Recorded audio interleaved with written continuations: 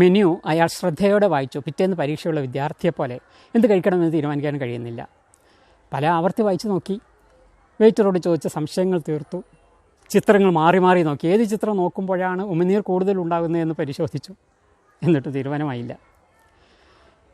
അവസാനം അടുത്തിരിക്കുന്നവരുടെ പ്ലേറ്റുകളിൽ നോക്കി കഴിക്കുമ്പോൾ അവരുടെ മുഖഭാവത്തിലുള്ള വ്യത്യാസം എന്താണെന്ന് ശ്രദ്ധിച്ചു ഒളി കണ്ടിട്ട് നോക്കിയതാണ്. എന്നിട്ടും പക്ഷേ തീരുമാനിക്കാൻ മാത്രം കഴിഞ്ഞില്ല. അവസാനം വെയിറ്ററോട് പറഞ്ഞു, നിങ്ങൾക്കിഷ്ടമുള്ള എന്തെങ്കിലും തന്നേയെന്ന്. ചില വിദ്യാർത്ഥികൾ അങ്ങനെയാണ്. ഉപരിപഠനത്തിന് ഏത് വിഷയം വേണമെന്ന തീരുമാനം മറ്റുള്ളവർക്ക് വിട്ടുകൊടുക്കുന്നു. പേരൻസ് ആകാം, ഫ്രണ്ട്സ് ആകാം, ടീച്ചേഴ്സ് ആകാം, കൗൺസിലേഴ്സ് ആകാം. ആരായാലും ഇവരുടെ എല്ലാം സഹകരണം തേടിയാലും തീരുമാനം ഈ പഠിക്കുന്ന ആളുടേതായിരിക്കണം. കാരണം പഠിക്കേണ്ടതും അതിൻ്റെ ഫലം അനുഭവിക്കേണ്ടതും ഇയാൾ തന്നെയാണല്ലോ.